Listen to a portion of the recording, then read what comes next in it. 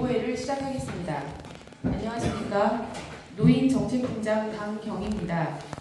바쁘신 일정에도 소중한 시간을 내시어 제2기 동부 고령 친화도시 조성 연구용역 착수 보고회에 참석해 주신 위원 여러분께 감사의 말씀을 드립니다.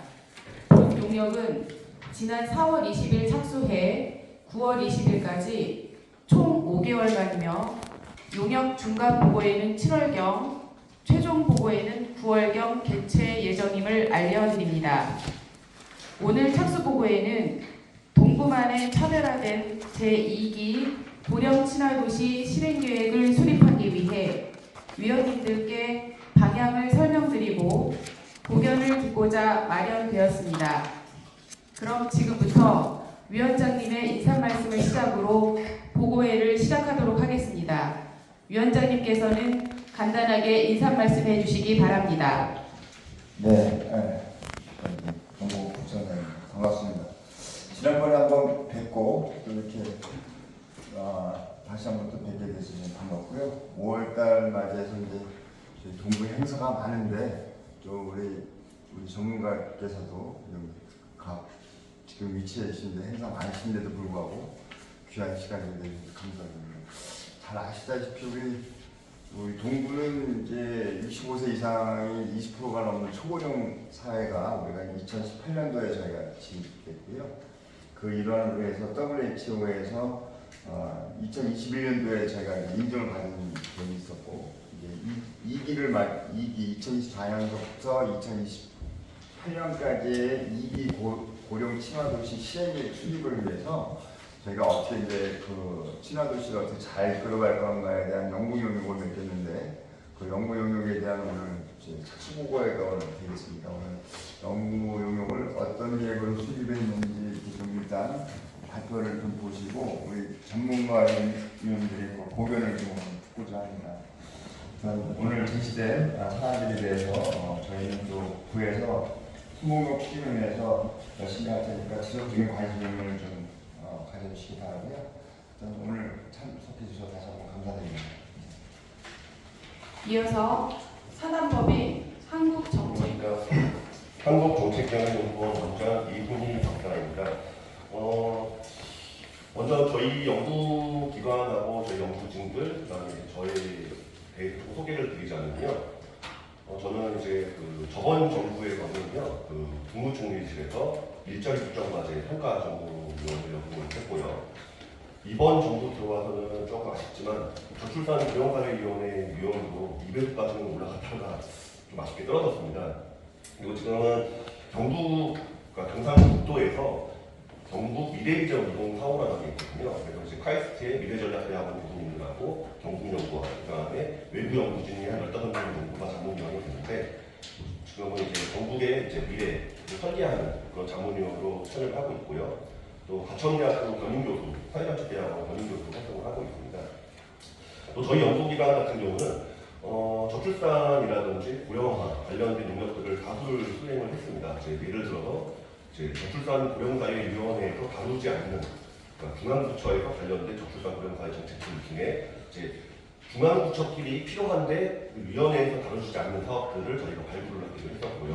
그다음에 고령친화 도시 관련된 용역들을 서울이라든지 경기 쪽에서는 저희 기관이 가장 많이 수행을 했습니다. 수행을 하고, 그리고 보통 이 용역 보고서들이 나가고 나면 사실 활용이 안 되는 부분들이 상당히 많습니다. 근데 저희는 가급적이면 실행할 수 있게끔, 그리고 가급적이면 또 신규 사업을 많이 발굴해드리고, 다만 이런 건 있는 것 같더라고요. 이제 기초지자체 같은 경우는 복지나 보건 사업들의 대부분이 중앙부처와 광역단의 매칭 사업이 많습니다. 그래서 그 매칭 사업이 따라가기도 바쁜 게 사실이에요. 그러다 보니까 저희가 사회보험이라든지 공공부처 쪽은 더 얹어주는 방식이라든지 대상을 확대하는 방식들인데, 기초지자체 재정 여건상 좀 어려움이 있는 게 현실입니다. 그러다 보니까 저희는 이제 사회 서비스에 좀 더 초점을 맞춘다든지, 혹은 예를 들어서 이런 거예요. 우리가 보통 동부청으로 오다 보니까 올라올 때 제가 계단을 봤더니 계단 높이가 어떻게 된다고 하고요? 계단 높이 누가 정한 거죠? 어르신들 사망 원인이 두 번째가 낙상입니다. 낙상. 이 화장실 가보셨나요? 부끄럽지 않으세요? 왜 동구청에서는 그런 마찰률 기준 같은 거 안 받는데요?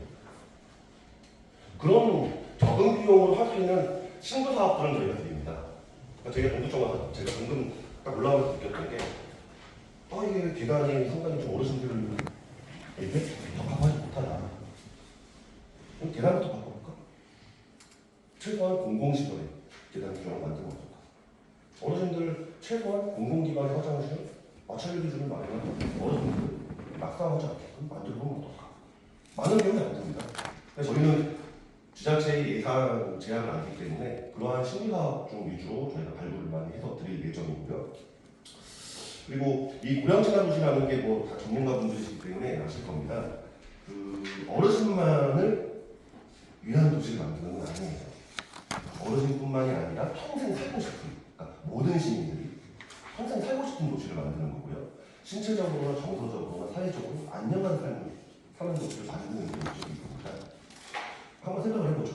아이들이 살 수 있는 행복한 도시, 장애인이 행복한 도시, 어르신도 당연히 행복한 도시가 되는 거예요. 그래서 이 세계보건기구 WHO가 얘기하고 있는 거는 기존의 복지, 보건만 얘기하는 게 아니라 이 거리, 외부 환경, 사회 참여, 일자리, 문화, 여가 문화 등 다양한 8개 영역에 대해서 얘기를 하고 있습니다. 그래서 다시 말해서 이 고령친화 도시라는 것은 이 도시 전반을 시프트업을 해보자는 거예요. 이제 우리가 2023년 실행 계획을 아마 여기에 지금 나와 있는 내용들을 보시면 이게 모든 지자체가 어쩔 수가 없습니다. 기존에 다 대부분들이 이제 국가나 전혀 매체 사업들이에요. 들어가는 사업들이. 그만큼 예산을 그래도 만들기 어렵다는 거죠. 그래서 조금 아쉬움이 있는데 보시면 다 대부분 다 매체 사업 아니겠습니까? 그래서 저희가 가급적이면 적은 비용으로 드릴 수 있게끔 한번 만들어 보겠습니다. 아이디어를 저희가 최대한 드리고, 뭐, 저희가 어느 정도의 아이디어를 많이 발굴을 해서 드리냐면요. 그, 고향사랑기부제라고 들어보셨을 거예요. 올해 1월 1일부터 시행된.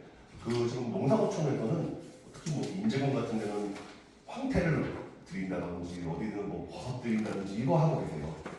근데 서울에 있는 성남구청장님이, 정원구청장이 저희한테 문의를 하셨어요. 서울 어떻게 해야 되냐. 원래 고향사랑기부제의 제도의 목적이 열악한 지방재정을 살려주자는 거거든요. 근데 저희가 사실 좀 그런 목적을 달성하지 못하게 서울에 유리하게 만들어드렸습니다. 어떤 거냐면요. SM이라고 혹시 아세요? 아이돌 그룹 있는 이수만이 회장이 있었던 뭐 소녀시대 그런 아이돌 좋아하는 아이들이 정말 많잖아요. 저희가 SM을 방문하는 걸 답례품으로 만들어버렸습니다. 선착순이 아마 싸워 터질 거예요. 그 10명, 한 달에 10명 뽑는데, 몇만 명 올리지 않을까요? 그거 하나 하려고. 100만 원 정도 못 벌는 거거든요. 그러니까 그러한 아이들을 저희가 최대한 많이 드리도록 하겠습니다.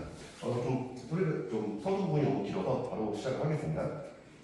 먼저 목차입니다. 목차는 교육 부분하고 문역 수행 계획으로 구성이 되는데요. 보통 착수동호는 연구진이 어떻게 구성이 되고 앞으로 어떻게 진행하겠다. 이 교육 부분이 사실 착수동호의 전부입니다. 근데 저희가 그래도 처음으로 위원님들도 인사를 드리는 거기 때문에 간략하게 연구 내용과 연구 수행 방법까지만 좀 저희가 간략하게 작성을 해왔고요. 전산보안, 인허보안, 위험보안은 뭐 당연한 거고요. 상대 준정관리, 진척관리, 위험관리, 품질관리는 당연히 하나의 때문에 생각하도록 하겠습니다. 그리고 저희는 보통 연구가 진행이 되면은 깜깜이 연구가 많이 되잖아요. 현실적으로. 교수님들도 이제 중앙부처나 이런 데서 용역받아서 수행을 해보시면 사실 한 달에 한 번씩 업무 보고하기가 힘듭니다. 용역사 입장에서. 우리가 이번 달에 여기까지 진행을 했고 다음 달에 무슨 진행을 할 겁니다. 라고 계획을 저희가 업무 보고를 해드릴 예정입니다. 동구청에. 그래야만 이 한국정책교육연구원은 믿을만하구나. 어디까지 진행이 됐구나를 알 수가 있기 때문에 저희는 항상 그렇게 진행을 해오고 있고요. 오늘도 마찬가지로 보고에 나왔던 의견들은 다음 차도 보고에 반영할 수 있게끔 최대한 노력을 하겠습니다. 근데 이미 동구청은 어르신이 20% 넘어요. 생산을 가는 거하고 비교를 해볼까요? 그러면은 더 줄죠. 그러니까 생산량 지금 동구청은 정확한 데이터를 다시 한번 확인을 해봐야 되지만 생산 인구 한 2명, 3명, 2.5명 정도가 노인 한국을 부양하고 있는 사회일 겁니다. 미래에 한 2040년, 50년의 미래의 한국 모습이 동두천에서 일어나고 있는 거예요.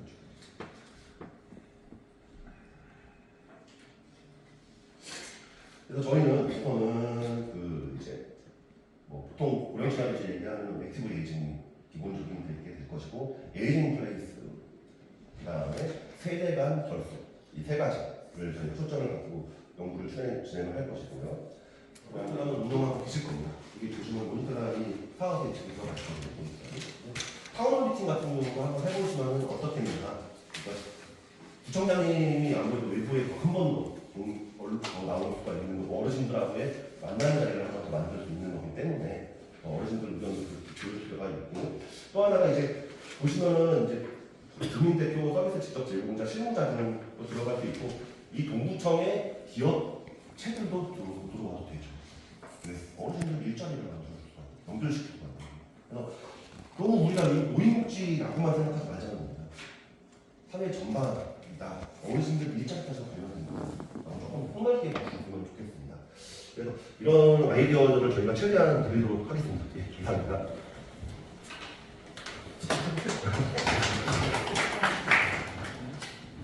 위원님들 잘 들으셨습니까? 네. 예, 궁금하신 사항 있으시면은 지금 자유롭게 질문해 주시기 바랍니다.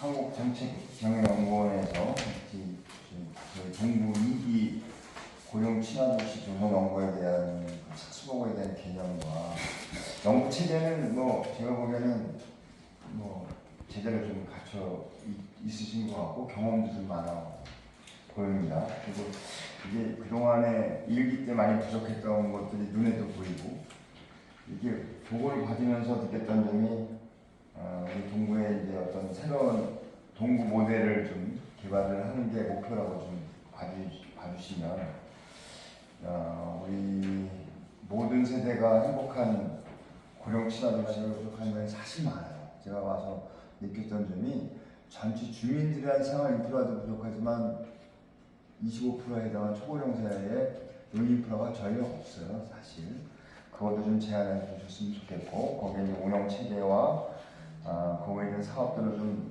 일기 때 운영 체계 분석을 좀 잘 해주셔서 연구비는 얼마 안 되지만 좀 새로운 모델을 좀 제시한다고 좀 생각하셔서 제시를 좀 해주셨으면 좋겠고, 여러 가지 연구 체계나 운영용 측면에는 저는 큰 이상은 없고, 진단을 잘 해주셔서 향후 4년 동안 있을 2기 고령 친화도시 계획이 좀 되도록 좀 고생 좀 부탁드리겠습니다. 위원님들 혹시 하시면서 또 다른 사례, 우리가 이제 선진 초고령 사회가 일본이라든가 이런 데가 먼저 있어갖고, 이제 우리 도시에서는 동구가 좀 인구 측면에서 이 개량화되어 있는 것만 앞서가 있지 친화도시로서의 구축은 잘 안 돼 있어 보여서 그런 모델 제시가 좀 돼야 되는데, 혹시 느꼈던 어떤 선진 사례, 저희가 왜 그러냐면 여가체육시설이 게이트볼이라든가 파크골프장이라든가 흔히 주민들이 쓸 만한 생활체육시설도 없고, 여가생활이나 복지시설이 과연 동구가 많이 갖춰져 있을까, 이런 진단을 해보면 인프라가 확실히 제가 좀 열악하다는 걸 많이 느끼는데, 동구에서 어차피 우리 초고령 도시로 이제 진입하는 데 있어서 역점적으로 해야 할 분야라면 이왕이면 동구에서 새로운 모델을 좀 했으면 하는 생각이 좀 들어서 오늘 보고회를 받으면서 이게 사업 계획이 잘 되면 아마 동구가 인천의 초고령 사회를 이끌어갈 어떤 리딩할 수 있는 도시가 되지 않을까, 이런 생각이 좀 들고요. 전문가님들 혹시 연구 용역할 때 어떤 분야에 좀, 여기 보니까 8대 영역 초고령 사회 개념이나 이런 걸 보면 모든 게 다 포괄적으로 다 담아져 있더라고요. 담아져 있는데 좀 느꼈던 점이나 이렇게 동구에서 어떤 부분이 지금 복지 분야나 여러 가지 지금 화분이 있는데 체계화되어 있지 않아서 고령 친화도시 조성 연구 용역이 계획이 수립이 돼갖고 좀 체계화된 도시가 좀 됐으면 하는 사람도 있고, 전문가님들이 느꼈던 점이 있으면 좀 한번 말씀 좀 한마디씩 해주시면 감사하겠습니다.